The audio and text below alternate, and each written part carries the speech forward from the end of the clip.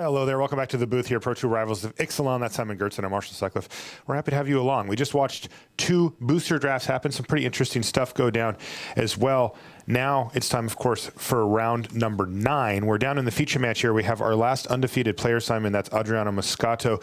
He is 8-0. Also undefeated, though, with a draw, so a slightly blemished record, is Lucas Esper Berthoud. They are ready. Let's head down. It's time for round number 9 here from Pro Tour Rivals of Ixalan.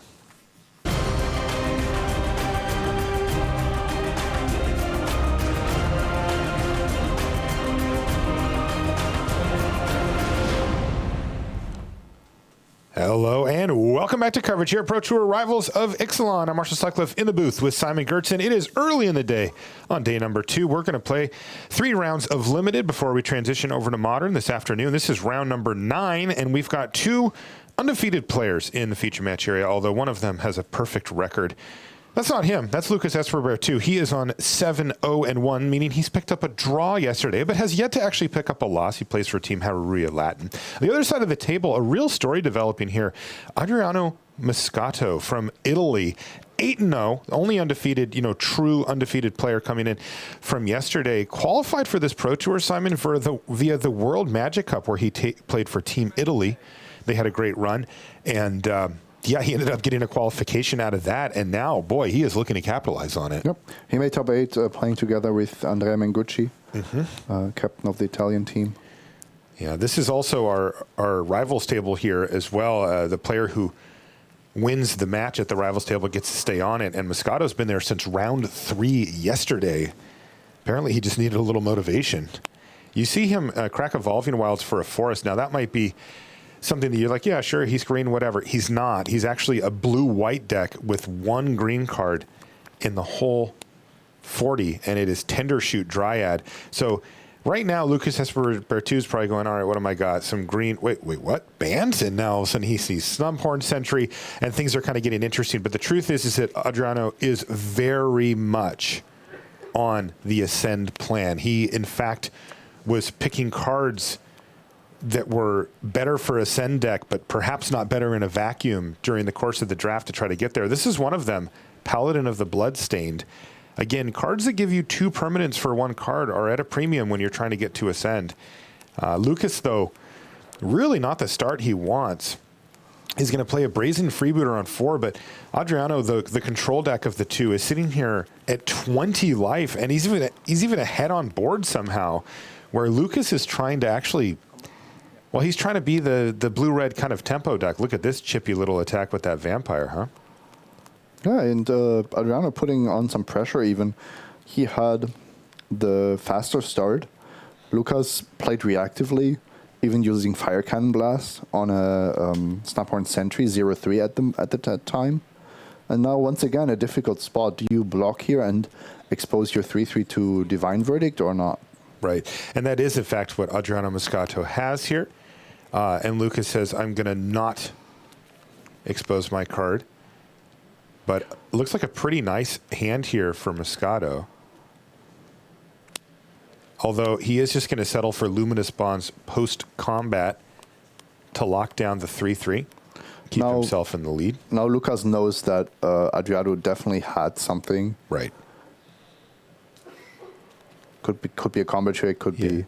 Yeah, Vampire Zeal is a card that comes to mind as well, as it would also get that Vampire cleanly past the 3-3.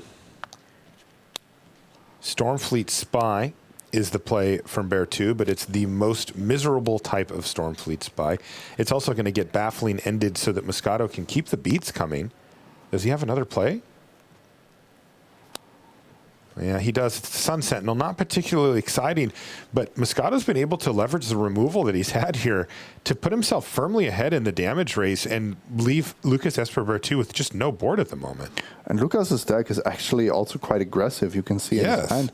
Curious Obsession is actually one of the best cards in his blue-red deck, but of course only if he can get off to a better start. Oh, this is just horrendous for Lucas. He's now forced to just start using clunky removal spells to take out cheaper creatures that leave back bodies, and he's still just taking damage in the course now of 3 per turn.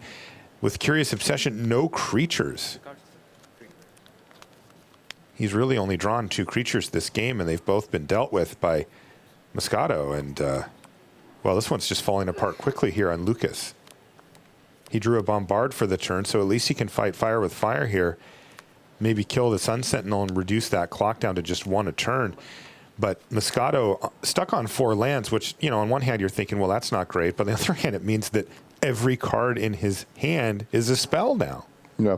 Lucas made a heads-up play here. Didn't cast Bombard to see if Adriano would play something else. But Adriano just declined to add anything to the board. Yeah, so Lucas now uses Bombard, but Headwater Sentries was the draw for Moscato. So, boom. It's got that 2 power right back again. We saw Adriano's draft just before this round, and he didn't get the perfect deck. He has to play some filler cards, but ultimately his deck looks just very strong. The power level of his cards seems to be working well. And he's going to hit his land here. Riverwise Augur is going to give him that brainstorm effect. He's going to draw 3 and then put 2 of them back on top of his library in any order. And that's going to let him set up the next couple of turns as far as hitting his mana. Also worked out nicely for him here because he actually drew a land and a Snubhorn Sentry in addition to it. And that's going to do it. Lucas Esper Berthoud says, I don't have a card in my deck that can deal with 3 of your creatures at once, and I'm going to scoop him up.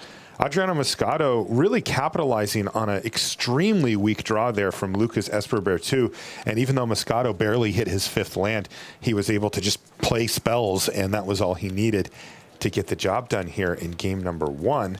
So nice and quick goes to our 8-0 player. That means that we're going to take a short break. When we come back, though, more live magic here from Bilbao. Don't go anywhere. Want to play in the next Pro Tour? Qualifiers are happening this weekend on Magic Online. For more information, visit mtgo.com.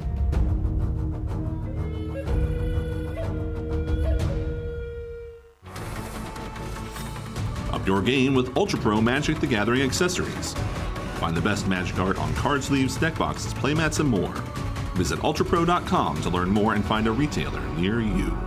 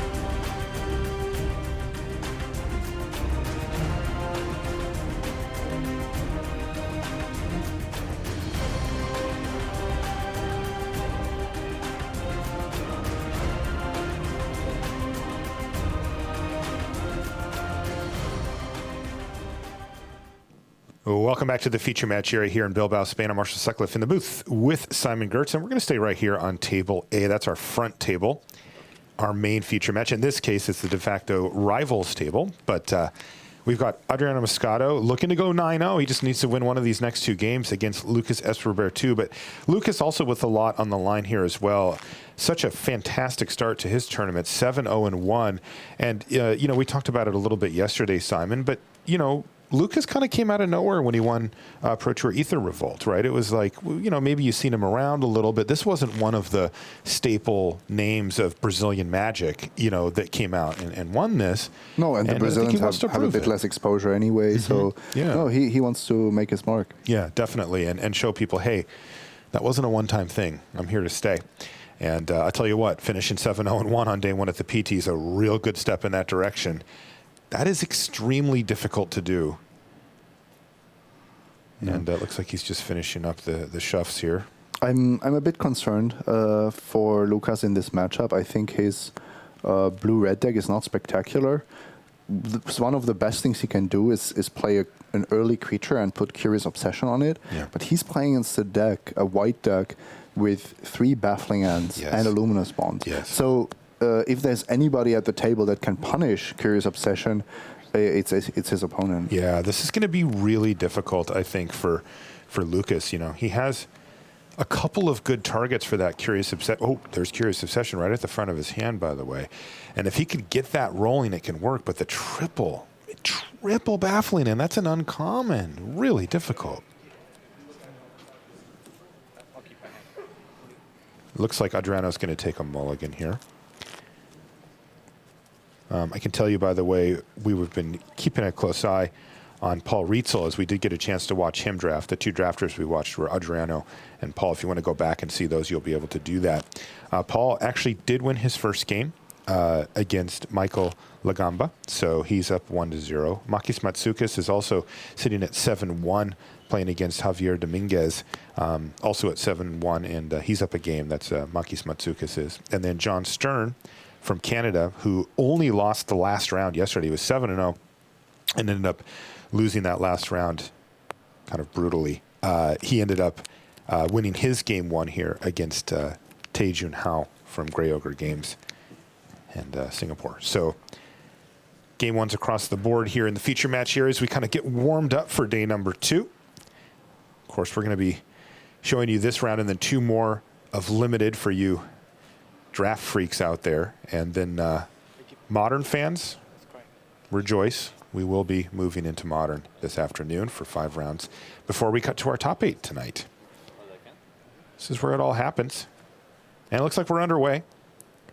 Land go so far from Lucas. And Moscato found the plains. He actually had a hand with 4, after mulliganing, 4 white spells, an island, and the 1 forest he plays. So after scrying, he did find the plains he needed. He's got Martyr of Dusk, one of the really nice little defensive 2-drops. But Lucas Esper Berthoud has one of his best cards, Stormfleet Sprinter. This is the card that you would love to just throw Curious Obsession on and go nuts. But as we see, exactly how you described it, Baffling End is going to put that plan to rest. And by the way, this is also really good for Adriano. Remember, and we heard Paul talking about this while we watched the draft, one of the hidden upsides to a card like Baffling End is that it does add to your permanence count, which means that you can actually get rolling as far as the send goes, and a Snubhorn Sentry as the follow-up play is a payoff for that. Yeah, and Crashing Tide is not... That was not the turn where you wanted a Crashing Tide. Awful. You wanted something on the board. I guess he just wanted to hit a land, perhaps. Crashing Tide there is miserable. I'm pretty sure that Lucas just didn't have anything better to do. I just wouldn't even have cast it.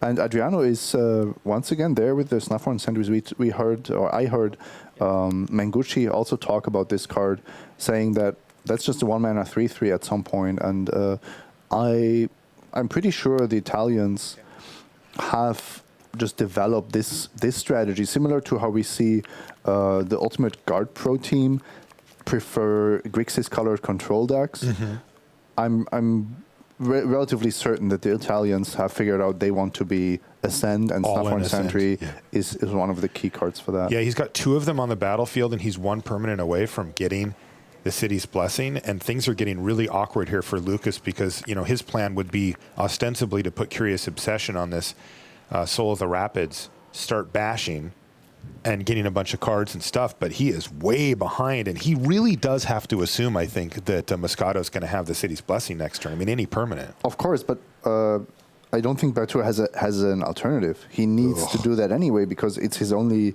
way of actually generating enough advantage. Yeah, here we go. Curious Obsession.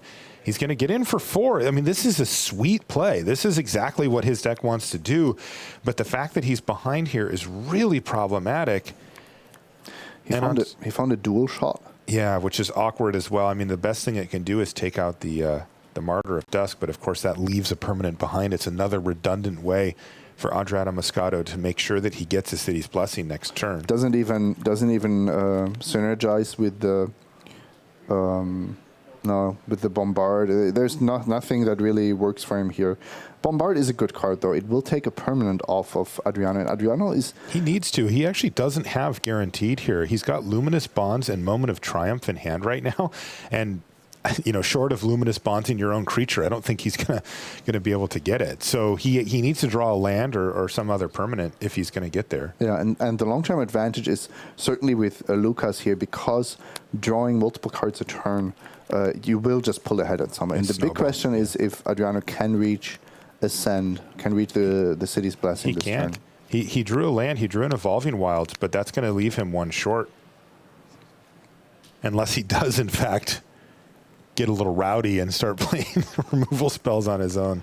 Yeah, I don't think that's not a thing. That's going to be so. Hexproof is super valuable here for Lucas. Now, what about just the race scenario? He's going to be able to attack for 2, knock Lucas down to 13, play an Evolving Wilds, then again he's going to be kind of forced to assume that the next turn he'll be able to get to it, and all of a sudden he'll have 8 power on the battlefield. Well, let's assume he has the City's Blessing next turn. He gets the City's Blessing next turn. Then he is absolutely winning the race. Okay.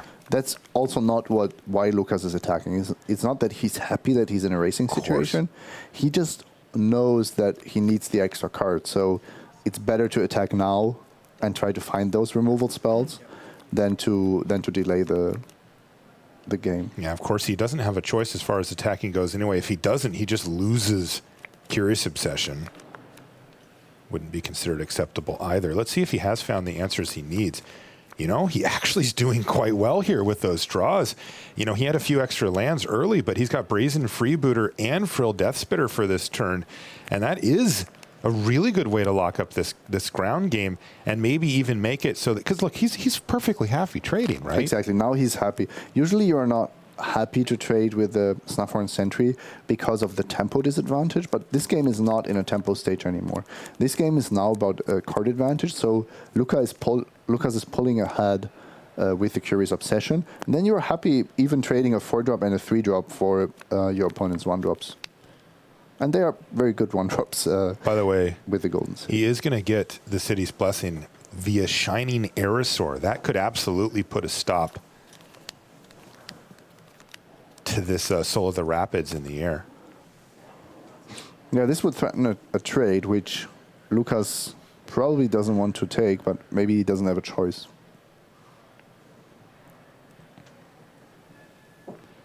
Moscato deciding how he wants to proceed here. He has the option of playing this Shining Aerosaur. That gives him the City's Blessing. And now he has good attacks with the Sentries. He also could take a completely different route if he feels like he's fallen behind. No, not Moscato. He's in. That's very aggressive because there is a good block for Lucas here.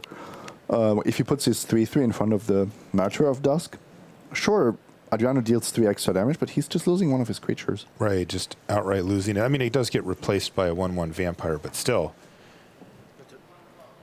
Maybe he actually values the life-linking vampire. Was that no blocks from Esper? Mm-hmm. Oh, nice. He just thinks he can win this game. 3, 6, 9. He doesn't need much. He has... he just did the math. And, yeah, he just said, I got you. Wow. So very aggressive play from Adriano Moscato. Gets punished to the maximum by Lucas Esper Berthoud, who looked down at his hand and just said, I got what I need. And Lucas was very quick to figure that out because when the Shining Aerosaur came down, he knew that one blocker would not be enough for Moscato. So Actually, this matter of Dusk attacking was the decision that lost him the game. Yeah, Stampeding Horncrest was the kind of capper there, 4-4 with haste on that board. All right, let's take a live look. And while these gentlemen get set up for their third game there, we've got Makis Matsoukas and Javier Dominguez duking it out over on that table on the left. There they are. We're in game number 2, as you can see by that little red dot. That is Makis Matsoukas up a game over currently number 19 in the world. Also, we're in his home country. Javier Dominguez. No blocks. How are things looking here? No blocks, but I do have a plummet.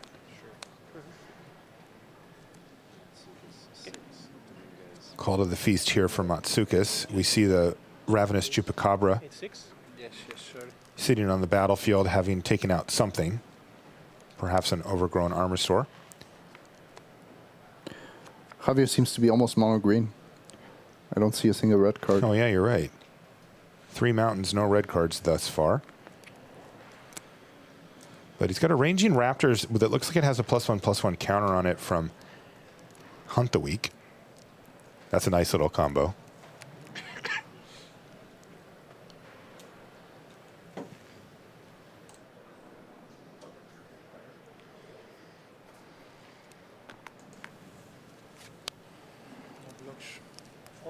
Kind of interesting as well. This is the Cherished Hatchling. Yeah, we've discussed about this card a lot. Is it a 2/1 with flavor text, or does it actually sometimes do something? And how much effort do you have to put in to make that that text on it work? I think it says a lot about your outlook on the world, whether you view that as flavor text or just pure upside. Yeah. I don't know what it says about me, but I view it as flavor text. Okay, What we so mean by we are that- both glasses half empty. Yeah, apparently.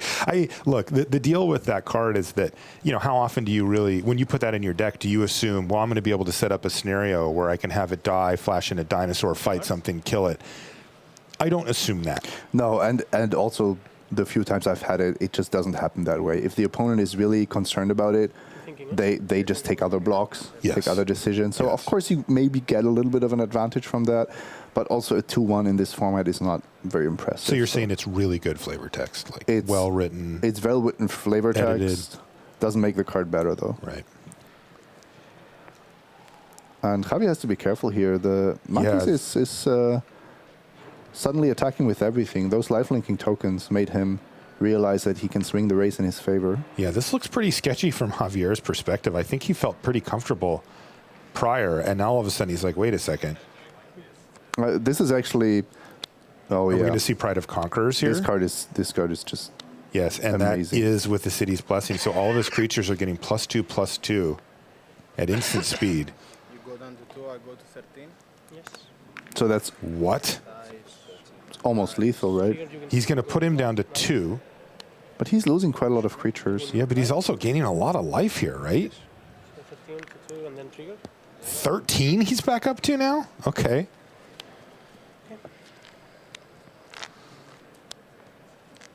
Oh, nice. What did you see? Old Throne Vampire from the graveyard. Oh, yeah, that's cool. You gain life, so he can get that thing back. But how is he going to deal the final points of damage? Right. He is now staring down a better board.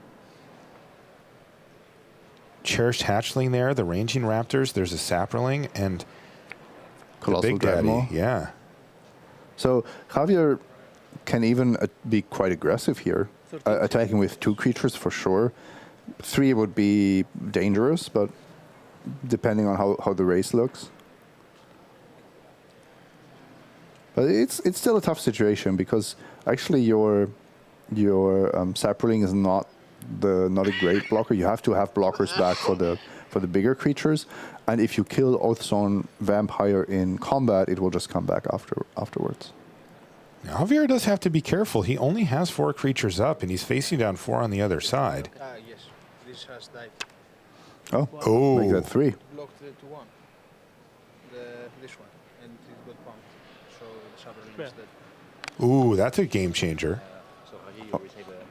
He has just no attacks here now, right? Well, if he doesn't have then it would be very, very risky to attack. Also then I think the only creature that can reasonably attack is the Dreadmaw, because you don't want to deal 2 or 3 damage. You want to deal a huge chunk of damage. Doesn't he just die if he attacks with a Dreadmaw? Well, if he doesn't have anything, he just doesn't have enough blockers, yeah. Yeah, I think he's got 2 lands in hand, so he just has to pass the turn back, and he is in a precarious spot, to say the least. Though he is hanging on, and that was a land off the top of the library for Matsukas. So I think we may have 2 players with 2 lands in hand. Really, that's a Ken Archer? Yep, that's a very That's good draw. effectively 2 blockers in 1 card. You can use that to take down the Scoundrel or one of the 1/1 life-linking vampires and give him a nice blocker. That was a good one. That actually probably does free up an attack for the Dreadmaw here, doesn't it? I like attacking here. I do too. It's just, I don't think you're the favorite to win if you play this super defensively. Looks like he's going to play it a little bit safe, though, and play the Atsaken Archer first. And then I think Javier will attack with the Dreadmaw once he knows that all of this has happened the way he hoped. You know, he doesn't want to get blown out. Though the truth is that, you know, if Matsuka's had a combat trick last turn, he's probably getting in there, right? Yeah. All right, he's going to attack with his 3 blockers up against 3 attackers. And he's just hoping that Matsukas doesn't find anything. And he did find something. Bishop Soldier, though that's not going to get the job done. At least on its own.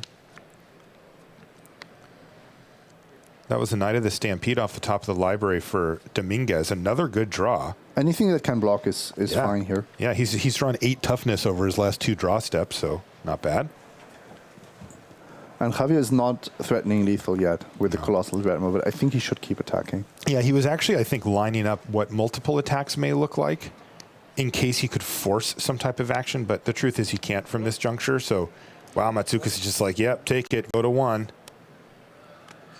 And there it is, Knight of the Stampede, and Matsukas is going to need to find something Matsukas impressive here. It looks like he was just playing for his outs, top taking a removal spell. Oh, he did find one. But Javier is safe from a single removal spell. Yeah, any single removal spell is not enough. He found Baffling End. So this came down to basically the difference between a single creature, having a single creature more on defense or not. If Javier doesn't draw the Knight and attacks anyway, he dies to Baffling End in this spot.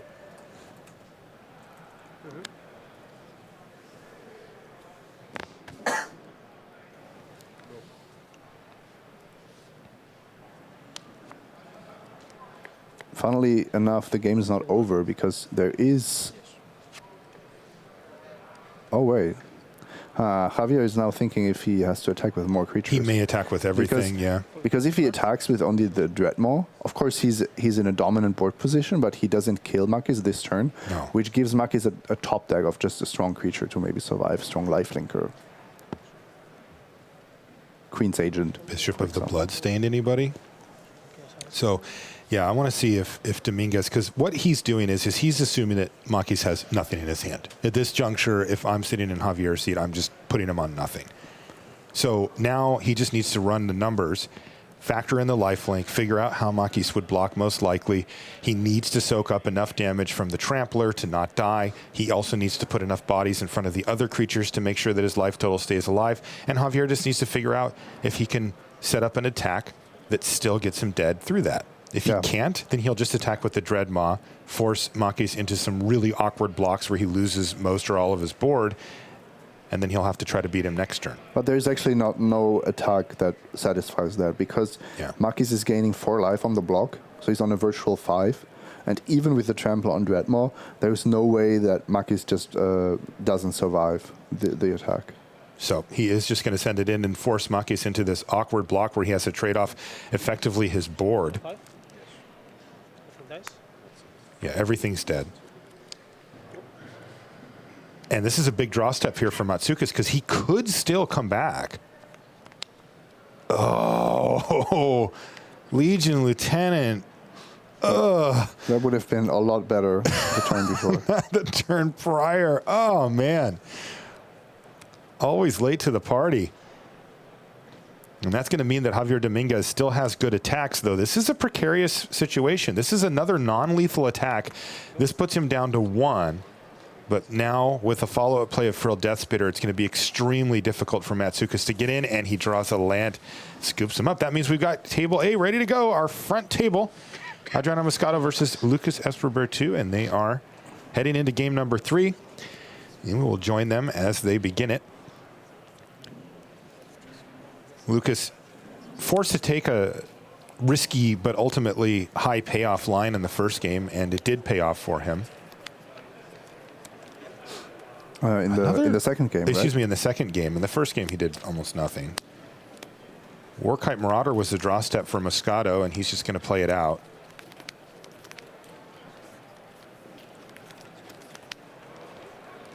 Frenzied Raptor for Lucas Esper Berthoud. That can be scary. It's the kind of card that can do good work against some of the early plays from Moscato.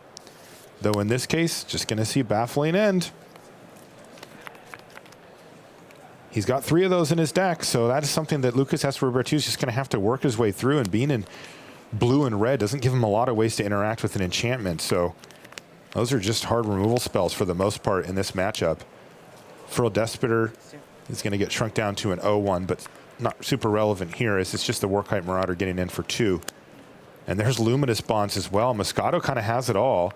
Well, Moscato is a bit removal flooded. He would actually Yes. prefer to play a creature here. And Lucas drew out of his mana troubles. He has an island now, even a treasure. Yo, man, Adriano wants to find that Tender Shoot Dryad so bad. He has the forest, and this is land number 5. He doesn't find it, though, so he has to just keep chipping away. But the Brazen Freebooter can start taking chunks of life total away from Moscato here as well, especially if Lucas can follow it up. Well, Lucas has a full hand. Yeah. Lucas doesn't have a single land in his hand, and Adriano has drawn almost only lands. All right, there's Divine Verdict, though. Oh, dive down. Bzzz. Nice answer for Divine Verdict.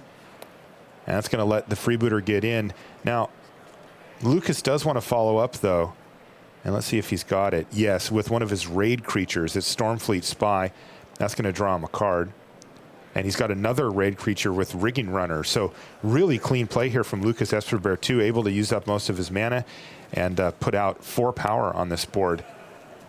While that Warkite is doing good work for Moscato, you can't imagine that it's going to be enough to take this thing down. And this draw has fallen very flat for Adriano Moscato. Yeah, lack of creatures mostly. Mm-hmm. Maybe he also mulliganed. I'm not so sure. But I get that feeling. Yeah, he mulliganed to 5, so we just got that confirmation. This just didn't look like a 7-card starting hand. No, this is exactly what a mulligan to 5 looks like when it goes actually pretty well for you, which is that he got to play a creature, he got to play some removal spells, but you just feel like you're missing something. And that something is these 2 cards that he needs now to be 2 extra creatures on the board or another answer, and he just doesn't have them.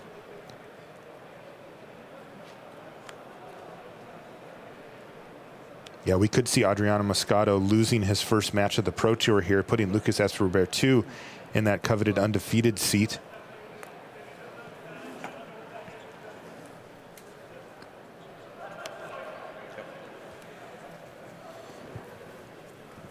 The life totals are even, 12-12. But from he now play on, that Horncrest post-combat here? that's interesting, right? Yeah, it actually has haste. Did he miss the fact that there is a dinosaur under his luminous bomb? Yeah, I think he might have missed it. Because see if you don't want to keep it on defense, I think. I don't think that was his plan here.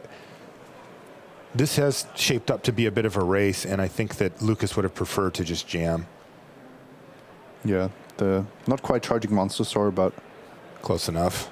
does a pretty good impression sometimes. Some of the teams are pretty high on that card, at least relative to the others. Most of them don't really value it particularly highly. So Martyr of Dusk is going to trade for Stormfleet Spy, but Lucas says, fine, I already got my card out of this thing, and you're taking a nice hit here. Oh, sorry. Yeah, that's just true. Yeah, It's 9 damage. I go to 2. He's going to go to 3 is what they said. He also said 2, but this game's actually just over. Unfriendly Fire in hand for Lucas Esper Berthoud can just end it. Assuming that Adriano doesn't have any way to interact, it's just done. They're just making sure whether Adriano is on 2 or 3, Right. both of which is less than 4. So This is why we have PhDs in the booth. So now Lucas just needs to decide when. One thing he could do is just fire it off. He could fire it off on upkeep. He also could just hold on to it. Yeah. Most of these will lead to victory, but yeah, he's just going to go for Soul of the Or Rapids. even not cast it, exactly, Yes. because you're kind of winning on all metrics here, exactly. right? There's not a single card that just turns this game around completely for Adriano. No. That doesn't also leave the Unfriendly Fire as a lethal card in your hand. What you Exactly. can also do is you can just pass the turn and then wait if your opponent maybe taps out or actually does something to survive, and then you'll Unfriendly Fire. Yeah, I like this play by Lucas setting this up. They're going to start getting into the red zone here and just put a ton of pressure on Adriano to do something, and then if he does kill him... You can just also force him to have that Spell Pierce or Negate or whatever he needs to actually survive. Sure, go for Crashing Tide, and that's all it takes. Adriano Moscato extends the hand to Lucas Esper Berthoud. 7-0-1 becomes 8-0-1, yet to take a loss on the tournament so far. Congratulations to him for such a fantastic start. Let's see if he can keep it up as we work our way through day number 2. Another update here, John Stern has won his match 2-0 over Tae Jun Hao. So that is 8-1 for John Stern. Really great start for him. You can see him packing up in the background there. And that means that I see the cameras moving over to take a look again at Javier Dominguez and Makis Matsoukas. Oh, Javier looks like he's stressing out. That last game came down to the wire as well, and this one may be doing the same. Let's see what's going to happen here. Oh, Simon. He's under pressure. Yeah, but we could see it. That's a Cherish Hatchling blocking. This is the moment. There's 3 mana available. Or 4-ish, if you will. Yeah, no, it's actually like for a 4-mana dinosaur would be a possibility. Oh, that's an interesting block. There, that signals something is up. So why is he chumping? That was actually a double chump, right? The Chupacabra also lives at the moment. So why is he doing that? Well, he has to have something. I was thinking shake the foundation. Shake the foundations, maybe. Or just There it is. Shake, a shake. dinosaur. Yeah. Okay, so that gets the job done on the blocks and gets him a card back. But you can't be too happy about the situation that he's in here. He's facing down 5 power on the other side of the battlefield. He really does need to add back to the board. It does look much better now that he's Definitely. traded up. He's drawn a card of the Shake the Foundations as well. Yeah, he's got Forerunner of the Empire at the ready. Now that is the type of card that can take care of a board state like this if you can go get something sweet. Javier says, don't bother shuffling, bud. Yeah, and this is actually interesting. I think he's relatively flooded, lots of lands in his hand. So if you get something expensive here, then you are guaranteed not to cast anything next turn, which is awkward because you are taking 3 damage from the vampire. And Javier is actually realizing that as well. He will block a 2/2 but take 3. So maybe taking the largest possible dinosaur is not in your interest. By the way, for those of you that were with us earlier in the day and watched Paul Rietzel draft live on camera, Steck kind of took some twists and turns as we went through. Weren't really sure where he was going to end up with it. He did lose round 1. He just lost to Michael Lagamba. So Michael is now 8-1, dropping Paul down to 7-2, and that makes this the last match going in the feature match area. What did he end up getting? The Overgrown Armor Sword here? Yeah, Seems good. he had some more expensive options, but then, like I said, he wouldn't have at any place. So that seems great. He needed to pick something that cost 6 or less. Also, you would get Sapperling immediately because of the Forerunner. He's going to put 5 power and 5 toughness on the battlefield next turn. Oh, is he actually holding a Colossal Dread? No, that would actually Oh, geez. change things quite a bit. Oh, in this case, he could have even gotten something bigger. Indeed, because he knew he would be able to cast the Dreadmaw next turn anyway, but he's decided against it. Yeah, I think I like just keeping that guy back for this time. Javier showing it 8 life total right now. This is a big turn here for Makis. He needs to do something. No, he passes the turn back to Dominguez. I mean, if Dominguez can start just dropping these haymaker dinosaurs, this one's going to slip away from Makis pretty quickly. Oh, absolutely. It's starting to slip away already. Mm-hmm.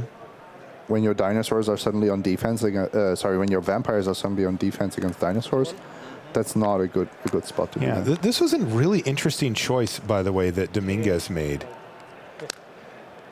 to get the Armasaur. You know, he does have Thundering Spineback in this deck, and he could have easily gone 6-drop into 7-drop and set himself up really well for the late game, but he took a little more conservative route to get the Armasaur. Yeah, but I don't know why, honestly. I think the 1/1 Sapperling is nice, but why don't you just get a 7-drop when you already have 2 lands and a 6-drop in your hand? Right, that would be the more sort of standard issue line. I'm curious why he didn't do it. The other thing to keep in mind, by the way, is that as we already have seen here, the Armasaur can't go off, you know, with that Forerunner out. It'll make one, but it also kills the other Sapperlings, so it's not like a thing where he's going to be able to build out, you know, 6 or 7 Sapperlings. Exactly. You will have one, you will be looking to chump block with it, maybe attack with it, and then if you have another dinosaur, it kind of replaces itself. Right. I played 2 Forerunners yesterday, but it's really difficult sometimes to trigger it multiple times. So it's really more of an enrage enabler, and it punishes 1 toughness creatures. Yes. But getting rid of 2/2s is much harder than it seems. Yeah, it doesn't happen that often. It's true. Because dinosaurs are also kind of expensive.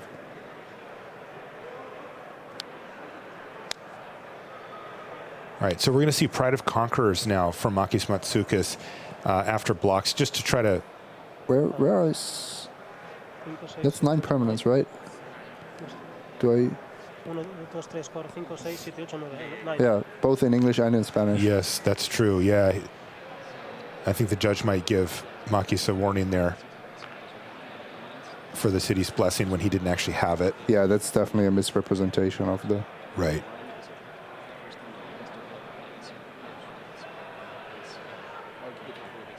I kill this and you take 4. So it's 4 to 21. That's a relevant Definitely. difference here, because the it would have killed both blockers. Not that it makes a huge difference, but it certainly matters. Right. By the way, Simon, we figured out. That's how you do it. You know, the real game plan is to get Armasaur and then just draw Thundering Spine back 2 turns later and play it. Oh, man, that's a champion play right there. Oh, I don't even know if I attack here.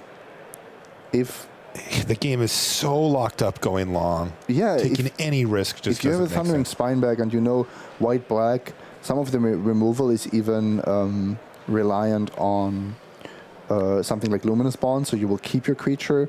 Then Makis just has almost no outs. But here, I think you gave Makis like a tiny bit of an out by attacking for 4. Yeah, I agree. Well, that window has closed, though, because now Javier Dominguez is firmly in the driver's seat. He can start creating the effectively 4/4 trample dinos, and he's significantly ahead on board as well, because Oathsworn Vampire, that's not going to get the job done here. And Javier's going to just start figuring out how quickly he can close this game down. Also, an amazing card in his hand, Slice in Twain, to take care of Luminous Bonds and free a 6/6 trample. Wow, at instant speed. That's an interesting play from Javier. A little on the nose. He decided to play the Firebrand rather than even leaving up the ability to make a 4/4 dinosaur. That's definitely a bit weird. Why does Javier not want a 4/4 dinosaur? Right. Here? Now we know it's because he's probably just firing off Slice and Twain here. He'd rather have the 6/6. Yeah, Makis must have noticed that too. Just like, really? You're prioritizing this 2/2? It's going to get baffling ended here. Another possible target there for Dominguez, but I think he'd rather clear up the 6/6, and boom, there, that completes the ambush. He says, you take Luminous Bonds back, you won't be needing that anymore. Yeah, but and he gets still, to draw a card. Yes, this was a tightrope. Seriously. Dance. I really... Like, he won it, but man, Javier Dominguez is a risk taker, isn't he? I don't know. Sometimes people get so obsessed about generating some form of value that they take very aggressive lines. Okay, maybe he knew that there was just nothing in Marcus's deck or in the format. They did have pools, so everybody in the feature match area, or yeah. Okay, so of course, if these players know exactly what they're doing and that there's no other out for the opponent, fine. But in a general game where you don't have full information, you can just play such a game a bit more conservatively. Yeah, well, Dominguez does get the job done there, using that somewhat aggressive, lines of play there. But he got the job done, and I got to tell you, he's kind of running it up at this point. He is now 8-1. And looking really good here in the early stages of day two. So we'll keep an eye on him and all these other storylines as they move along. We will, of course, have a lot more at the news desk for you. But first, these messages.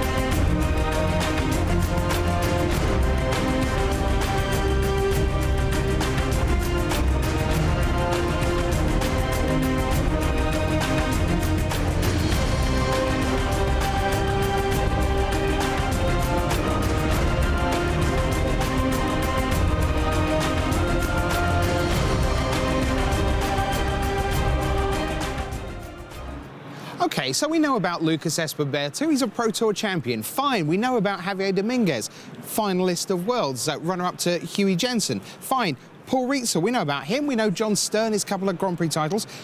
Who is Michael Lagamba? Let's find out. I'm here with Michael Lagamba on the floor playing in his first PT, and he just beat Pro Tour Hall of Famer Paul Rietzl. What was going on there in that match, Michael? Well, game 3, we both mulliganed. I had a land light hand, he had a land heavy hand, and I think I just drew more lands and he drew spells. I was half hoping he'd pull it out, but got the win. Tell us about your deck and how the draft went for you. It's black-white vampires. In my opening pack, I got a Profane Procession, so I definitely really wanted to play that. And I got an early Legion's Lieutenant, so from pretty early on, I was looking to be black-white. And how do you? How has this tournament gone for you overall? Obviously, you're 8-1 playing in your first Pro Tour. What was your modern deck? I'm playing Humans deck. That's mostly 4 colors, so you have a better mana base to play Collected Company and Path to Exile. I was expecting to do a lot worse in draft than I did, since I mostly play Modern. Okay. So it's been pretty unexpected. Pretty exciting too, though. Congratulations so far on your strong finish. Good luck the rest of the way here at Pro Tour Rivals of Ixalan. Hopefully we'll hear more from you throughout this draft. Thank you very much.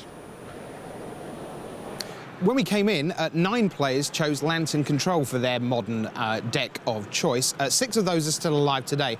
And for those of you harbouring ambitions of a 5-hour best 3 out of 5 Lantern Control mirror match final tomorrow, which is a concern to many of us, I'm sure, I can tell you that we have 1 Lantern player at 8-1 and 1 at 7-2. Names have been redacted to protect the innocent or guilty, depending on your viewpoint. Anyway, it is time to head across for our draft archetype blueprint. Just heard from Mr. Lagamba there. He's playing black-white vampires, and they were obviously around in Ixalan as well. But have they changed? What does the draft archetype blueprint look like this time around? Let's find out in the company of Maria Bartholdi and Paul Chia.